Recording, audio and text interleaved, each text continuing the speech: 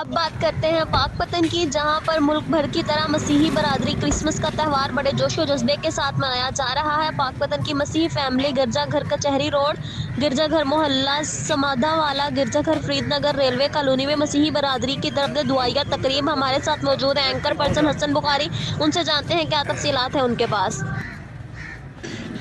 جی، مسیح برادری نے کرسمس کا تہوار مذہبی جوش و خروش سے منایا۔ مسیح برادری کی خوشیوں میں مسلم لیگ نون کے سینئر رہنما ایم پی اے میاں نوید علی کے والد رانا احمد علی ارائی نے شرکت کی۔ گرجا گھر کچہری روڈ، گرجا گھر محلہ سمادہ والا، گرجا گھر فرید نگر ریلوے کالونی میں کرسمس کے کیک کاٹے۔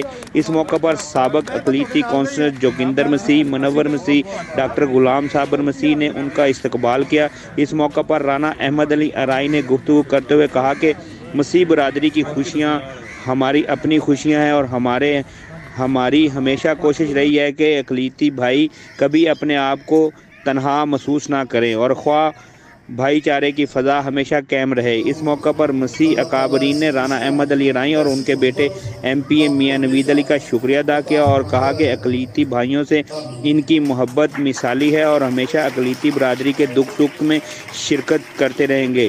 رانا احمد علی ارائی کے ہمراہ صدر ڈسٹرکٹ پریس کلب حسن عباس بخاری، صدر پریس کلب پاک پتن شیخ منیر احمد، بانی پریس کلب ملک محمد علی بھی موجود تھے۔